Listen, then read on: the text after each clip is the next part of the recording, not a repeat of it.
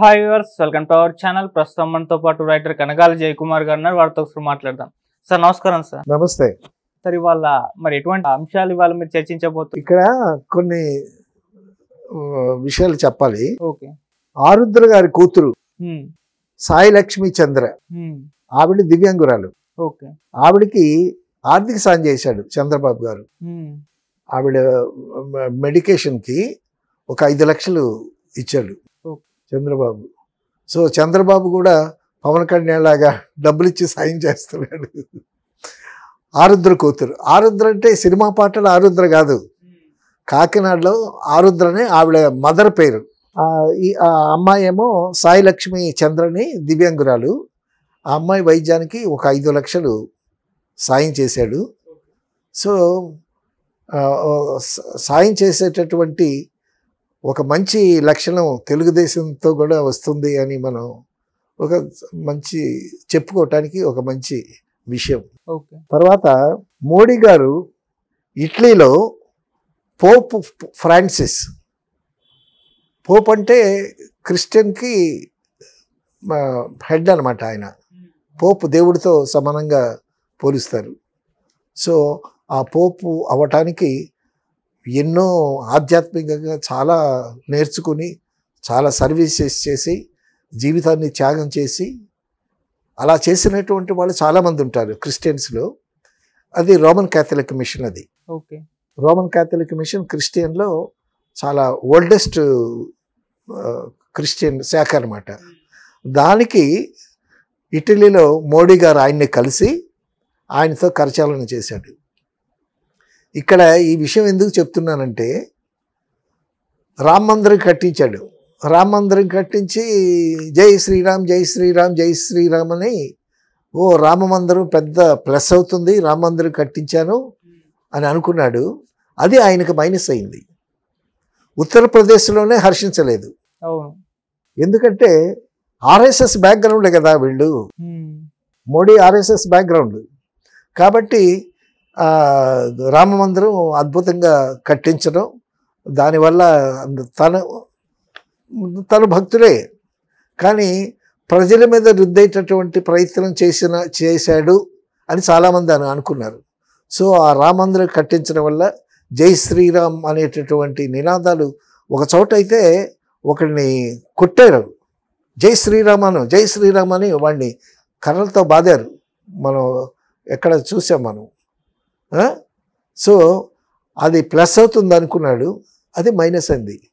ఇప్పుడు ఈ దేశంలో ఎన్నో మతాలు, ఎన్నో వర్గాలు, ఎన్నో కులాలు, ఇది లౌకిక సమాజం భారతదేశం. కాబట్టి నీ మతాన్ని నువ్వు పొగుడుకో, కానీ నువ్వు పోడుకునేటటువంటి మతం మిగతా మతాల కన్నా మానవి గొప్పదనేటటువంటి సంకేతం రాకూడదు. సో అది మైనస్ అయింది. రామ మందిరం ఉన్నటువంటి యూపీలోనే అతనికి మైనస్ అయింది. సో ఇప్పుడు ఆ పోపు ఆయనతో కరచాలన చెయ్యటం ఓ చిన్న సంకేతం అన్నమాట. క్రిస్టియన్ పాపులారిటీ ఎక్కువ కదా ప్రపంచంలో. సో క్రిస్టియానిటీని కూడా నేను గౌరవిస్తాననేటటువంటి ఒక చిన్న సంకేతం. తర్వాత బాబు గోగినేని గురించి వినే ఉంటారు మీరు. చాలా గొప్ప హేతువాది బాబు గోగినేని. అతను ఏమంటాడంటే, మీరు హేతువాదులు కదా అని అంటే, నేనే కాదండి, మనందరం హేతువాదులమే. మనందరం హేతువాదులమే. మనం పుట్టిన తర్వాత దేవుడు అని ఒకటి చెప్పాడు, దెయ్యమని ఒకటి చెప్పాడు, దేవత అని ఒకటి చెప్పాడు. మీరు వెళ్ళి గుడులకు వెళ్ళి పూజలు చేస్తున్నారు. మీకు మీరుగా పూజలు చేయటం లేదు, ఎవరో చెప్పారు కాబట్టి. ఇక్కడ దేవుడు ఉన్నాడంటే మీరు నమ్మారు, ఇక్కడ దెయ్యం ఉందంటే మీరు నమ్మారు. మూఢాచారాలన్నీ బాగా పోగు చేసుకున్నారు. ఇవన్నీ మీకు నేర్పారు,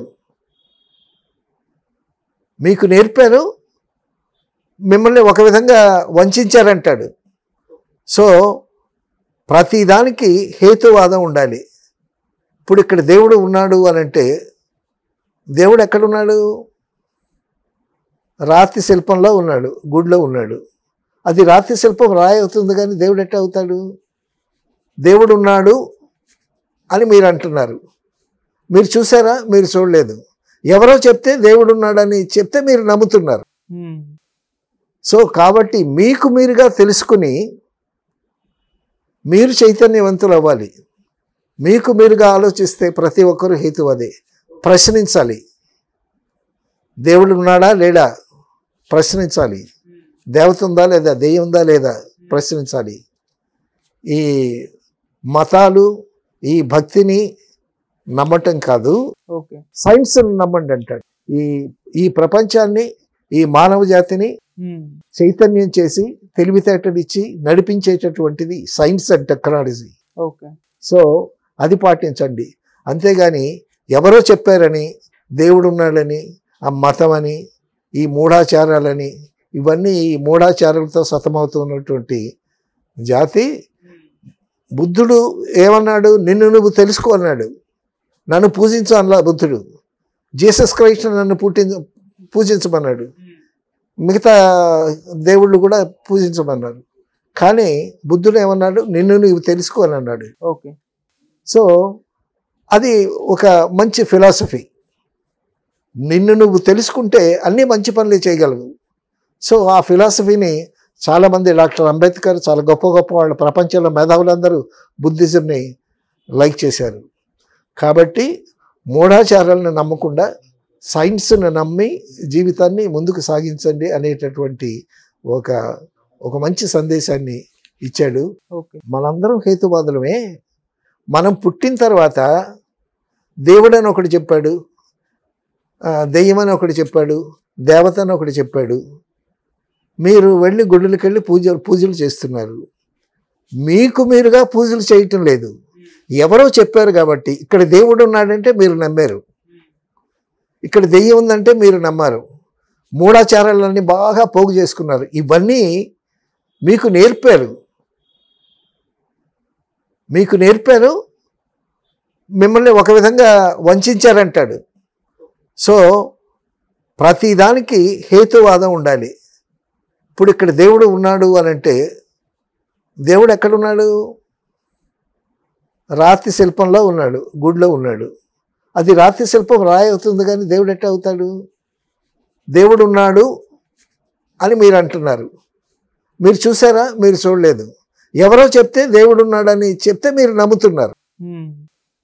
సో కాబట్టి మీకు మీరుగా తెలుసుకుని మీరు చైతన్యవంతులు అవ్వాలి.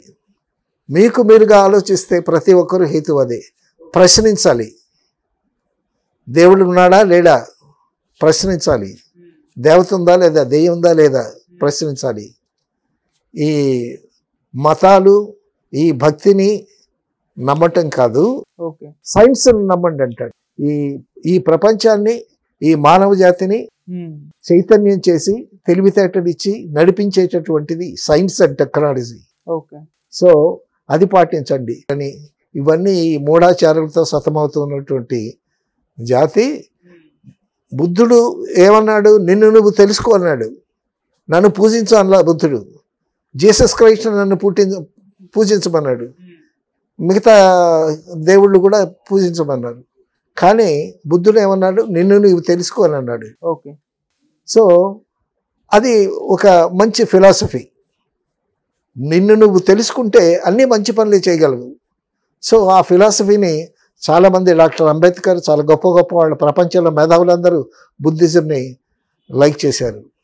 కాబట్టి మూఢాచారాలను నమ్మకుండా సైన్స్ను నమ్మి జీవితాన్ని ముందుకు సాగించండి అనేటటువంటి ఒక మంచి సందేశాన్ని ఇచ్చాడు బాబు గోగినేని.